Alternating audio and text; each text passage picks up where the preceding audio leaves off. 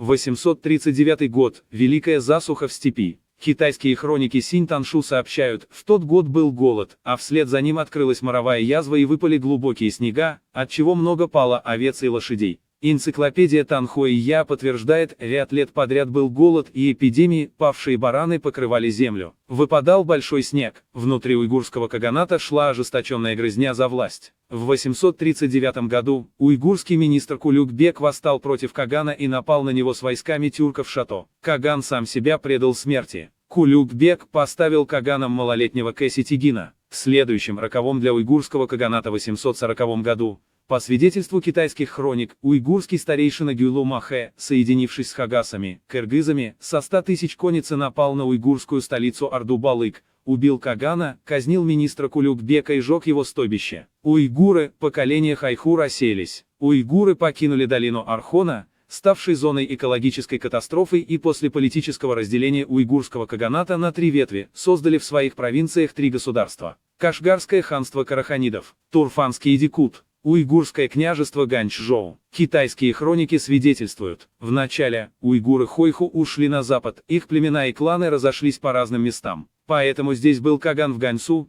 идикут в Турфане и Карахан в Кашгаре. Они все уйгуры, потомки уйгурского каганата. Уйгуры-караханиды Кашгарского ханства первыми приняли ислам, перешли на арабскую письменность и по исламской традиции стали называться мусульмане. Уйгуры Турфанского идикута сохранили буддизм, уйгурскую письменность и самоназвание уйгур. Уйгуры Ганчжоу оставили манихейство и буддизм, получили название сарык-уйгур, желтые уйгуры, по традиционным желтым головным уборам. Турфан стал столицей уйгурского идикутства, наследником степной империи, уйгурского каганата. Уйгурское турфанское идикутство создало утонченную цивилизацию и просуществовало дольше, чем все тюркские государства в Центральной Азии. Уйгуры Турфана создали первую в мире типографию и печатали книги на многих языках, создавали энциклопедии. В Турфане цвели университеты, скриптории, больницы. Турфан стал живой библиотекой Центральной Азии, мозгом шелкового пути. Уйгуры Турфана оставили богатое наследие текстов и материальной культуры, которое ученые до сих пор изучают. Эти находки показывают, что уйгуры были одним из величайших народов в мировой истории. Турфанское идикутство не вело войн с целью расширения своей территории. Оно стремилось к поддержанию мира и невмешательства в дела других народов. Но в 932 году Кашгарское ханство караханидов при уйгурском кагане Сатук-Богра хане приняло ислам. Тогда в мусульманском Кашгаре и родился Махмуд Кашгари, уйгур, гениальный ученый, автор словаря тюркских наречий, бесценного дара миру. Уйгуры в турфанском идикутстве, по авторитетному утверждению Махмуда Кашгари, говорили на самом чистом тюркском языке. Но его же пером была написана и отрава. В своем труде он проповедовал превосходство ислама и джихад против неверных. Он называл буддистов идолопоклонниками, чьи книги скверно. Кто убил иноверца, тот принес жертву Аллаху. Это стало идеологическим оружием для радикальных уйгурских мусульманских хаджей и воинственных суфийских орденов Накшбанди. Они начали уничтожение буддистских храмов и библиотек Турфана, под знаменем чистоты веры и джихада. Но в 1205 году идикут Турфана Барчук объединился с Чингисханом, а уйгуры, буддисты и христиане стали главными чиновниками и мозгом Монгольской империи. Однако, после заката Монгольской империи, уйгуры Кашгара, называя себя уже просто мусульмане, возобновили свою священную войну против уйгуров-буддистов Турфана. Сначала молитва, потом уничтожение. В середине 15 века давление исламистов стало невыносимым. Радикальные исламистские группы, возглавляемые фанатиками хаджи, начали террор. Буддистские монастыри Безиклик и Юлдускент подверглись варварскому разгрому. Фрески ослепляли, выкалывали глаза, монументы святых сбивали, буддистские храмы разрушали. Но главная их цель – библиотеки. Тысячи свитков, буддийские сутры, манихейские гимны, медицинские трактаты, исторические хроники,